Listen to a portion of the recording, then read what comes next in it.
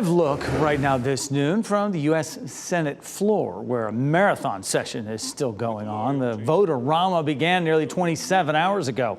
Most Republicans are intent on getting the president's bill to his desk by Friday. Democrats are doing all they can to persuade GOP lawmakers to vote against it. Democrats say more than 11 million people will lose their health care. Republicans argue the overhaul will help keep Medicaid running long term. The nonpartisan Congressional Budget Office estimates it will increase the deficit by more than $3 trillion. And this morning, Elon Musk resumed his attacks, saying Republicans who campaigned on cutting spending and backed this bill, quote, will lose their primary next year if it is the last thing I do on this earth, end quote. And breaking news, they just passed that spending bill there on the Senate floor.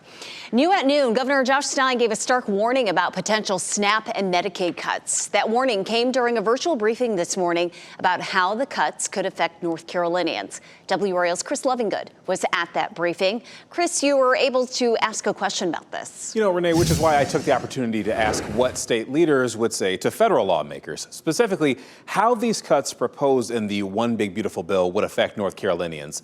Governor Josh Stein and State Department of Health and Human Services leaders broke down the numbers. They say 1.4 million North Carolinians receive SNAP food benefits. And if not fully funded, well, many of these people will lose those benefits. Plus, more than 670,000 people covered in the recent Medicaid expansion would lose coverage. And nearly $40 billion in funding to these programs could be lost over about 10 years' time. Here's what NCDHHS Secretary Dr. Devduta Sangvai's response when I asked what he would tell federal lawmakers about this.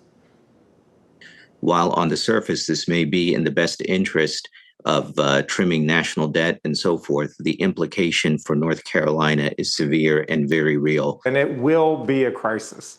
What we are seeing at the federal level would represent a devastating loss for North Carolina. Dr. Sangvai encouraged people to reach out to lawmakers to say something. In his view, they can present the numbers all day, but it's the stories of real people being affected that could help the most.